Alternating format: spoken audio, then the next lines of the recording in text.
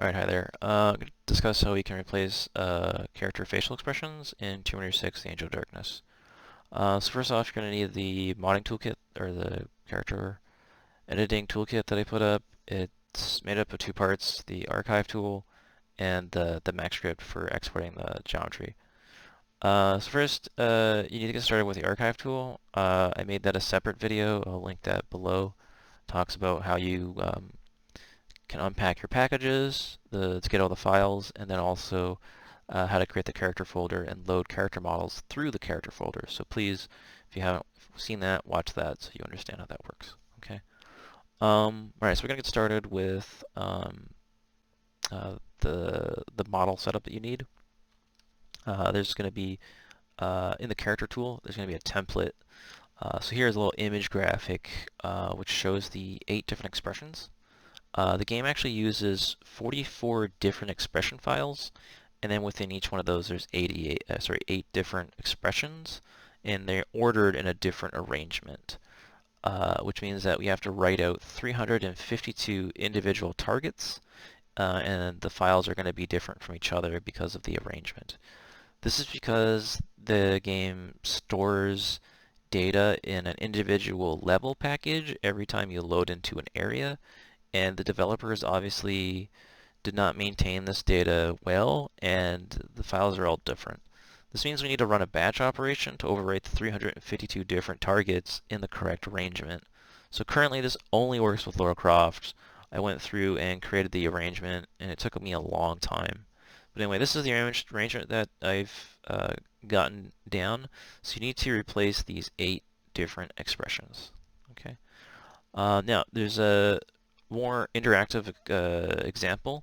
If you go into the Laura D folder here, you're going to have a 3ds Max scene that you can open, and you can see those expressions in your scene. So I'm going to show you that. Here's our file. And then here's, of course, this is going to be Laura. Okay, just isolate the head. So just looking at the head, I'm going to select this. You're going to see on the Modify tab, this is going to be the modifier stack. We have a Morpher Modifier here on Laura where we can toggle her different expressions. Again, this follows the image graphic, but there's 8 of them. You have to follow this exact arrangement.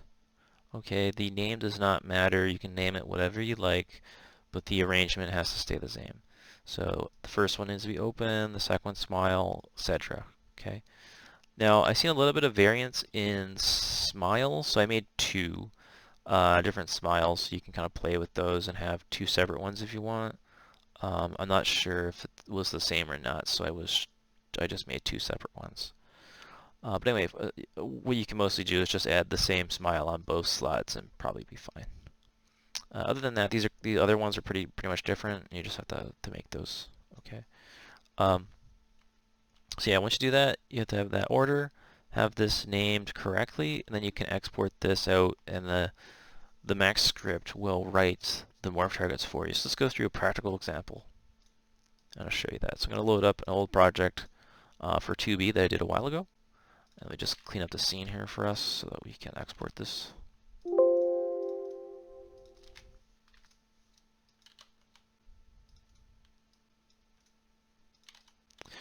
Alright, so here's the head model for 2B. When adding facial expressions, you're going to want to have just the head model. It needs to be an attachment mesh and not the skin mesh. The skin mesh refers to the body mesh, which has a skin modifier. So it has to be an attachment object, and you have to have it basically just the face, okay, because it's going to write out 352 copies of the head. So in this case, when I write this file out, the targets are going to be about 240 megabytes. So the more geometry you have on your head, the more costly it's going to be for the game. So this head is about, let's see, about 7,000 polygons. So that's kind of high poly. So you want to keep your face poly count very low. If I was to optimize this further, I probably would cut away the head or the skull and just have the face portion. Okay. Anyway, on here I've added my Morpher Modifier. So simply you just go into the stack, or sorry, the modifier list, find Morpher, click on that, and we'll add it to the stack. You cannot have two, but I'll show you how this works. Basically, once you add your modifier and you want to export this to the game, there's a requirement. This mesh itself has to be called Laura_face, and you have to also call this Morpher Modifier the same. So right click on this, and this must be also called Laura_face.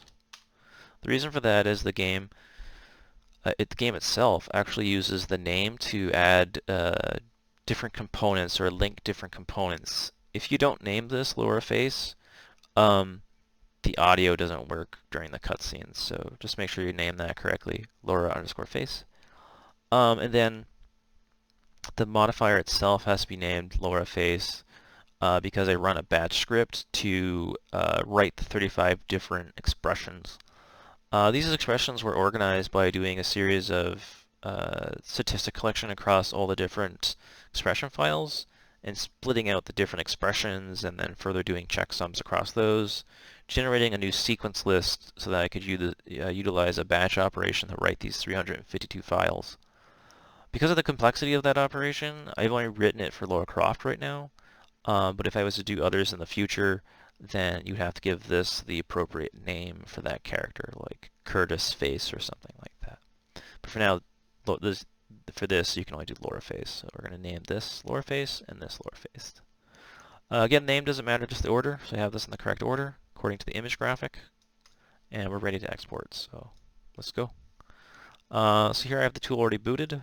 Okay, if you don't already, you're going to go up to Scripting, Run, and then navigate to the the character tool and launch the Mac script here.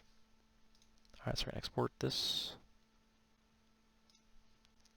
I'm going to overwrite this one on my care folder. Again, you should have watched the first video where I talked about the archives and creating the care folder. I'm going to overwrite Laura D, which is her starting model for the earlier stages. Okay, and that's going to start to write out. So while it's doing that, we will cover the archive section. This is the root of the installation folder. Under Data, under Maps, you're going to have the archives for each level. So these are the level packages. These need to be unpacked so that you can replace the character morph targets within each one of these packages, and then you need to repack them. So what I've done is I've unpacked them into my mod folder. So these are all the different levels unpacked. Inside of all of these folders are the individual files for each level.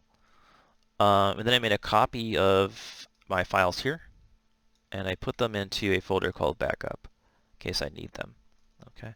So just to recap that, create a folder called Backup, move all these packages into there. Okay, unpack them if you haven't already. Put those folders in a different folder, and you're going to merge your morph targets into here. All right. So what we're going to do is we're going to go back to the character folder.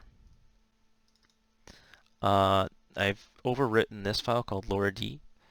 If it finds the morph targets or the Morpher Modifier, it will write the morph targets for you. It's going to create a folder called _TMT. And inside of there is going to be each one of those level packages with the different expressions inside of them.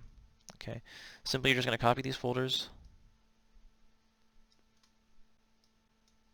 or cut them, whatever, it doesn't matter. And then you're going to go back to your maps folder where I would have created my my folder where my level packages were unpacked to. So these have all the other files in them. I'm going to merge by just pasting in the other folders here. And Microsoft Windows will just tell me that, there are, files with the same name. What do you want to do? I want to replace them all. So it's going to replace all the morph expressions in the folders. And now I just simply want to repack them just by double-clicking on Unpack. So this is the archive tool. This is going to be in the modding toolkit. Here, archive tool. You're going to copy these 4 tools, paste them into this folder, and then simply just double-click on Pack. Okay, it's going to run a batch operation, and it's going to take each folder and convert it into a GMX for you. Okay, So what we're going to do is we're going to go into the root of the maps folder. These are the original level packages. I'm going to select them and delete them. Do not delete these two, font N and invent, just the level packages with the extension CLZ. And you're going to delete those. Okay, so your folder should be empty like this. Now we should go back to our mod folder. This operation would have completed, and we want to copy these packages and move them into the root of the maps folder. Okay, so at this point everything should be good. The model exported already. It's written in the CHA folder, char folder, and then our level packages have the updated expression file. Okay, I'm going to be using a utility called the startup configuration utility by Bookie.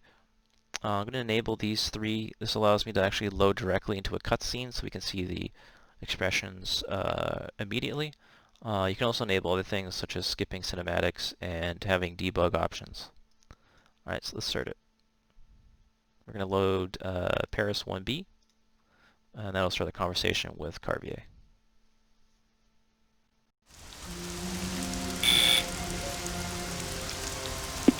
Who is it?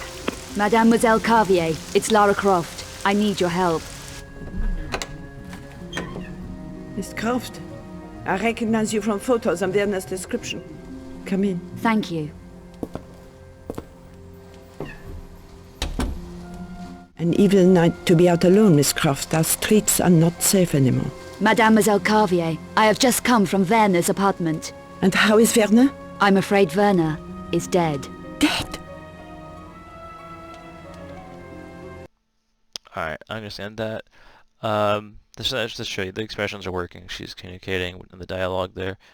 So that's the process there. I know that the process is a little bit complicated, but unfortunately that's just the way the game is, and that's the best solution I could come up with.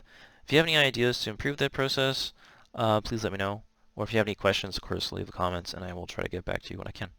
Alright, thanks for watching. Take care. Have fun modding.